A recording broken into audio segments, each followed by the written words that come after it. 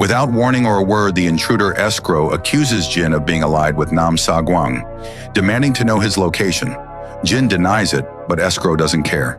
Seeing Jin as nothing more than a nuisance, he unleashes a deadly magical assault. Just when it seems like Jin might be overwhelmed, a familiar and terrifying presence intervenes. Nam Sa-gwang himself appears, disrupting the fight with sheer dominance. He immediately attacks escrow with a martial arts technique called Gangi. The clash between Nam Sa-gwang martial arts and escrow's high-level magic becomes a brutal showdown of two top-tier contenders.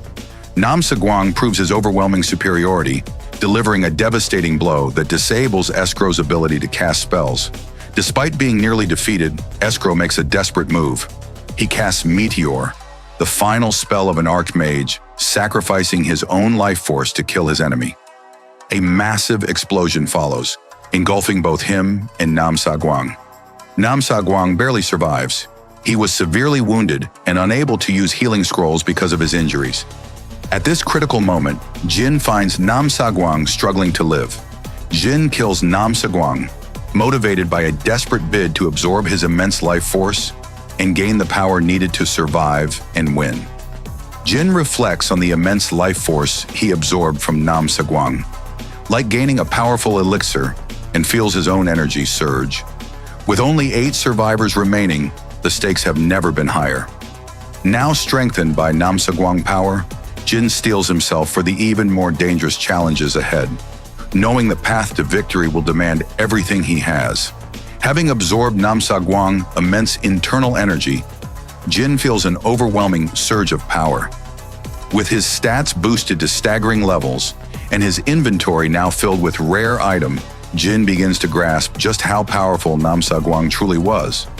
Despite all his talk of not relying on gear, Jin's strength, stamina, agility, and magic resistance are now unmatched.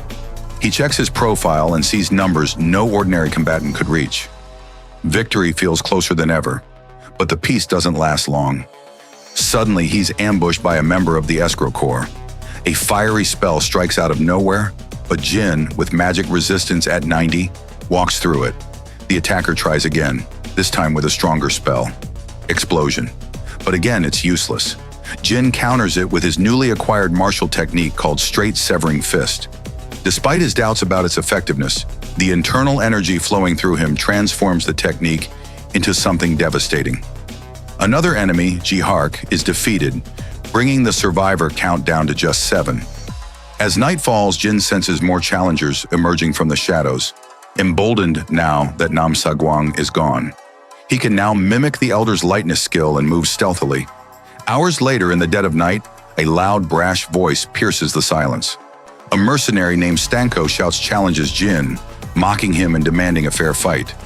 In response, a silent arrow pierces through the darkness, imbued with incredible aura.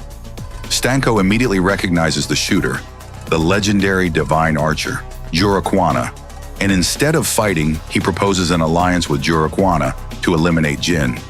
But the archer isn't interested in partnering with fools. One misstep, 1 second too slow, and Jurukwana puts Stanko down. Only 6 remain.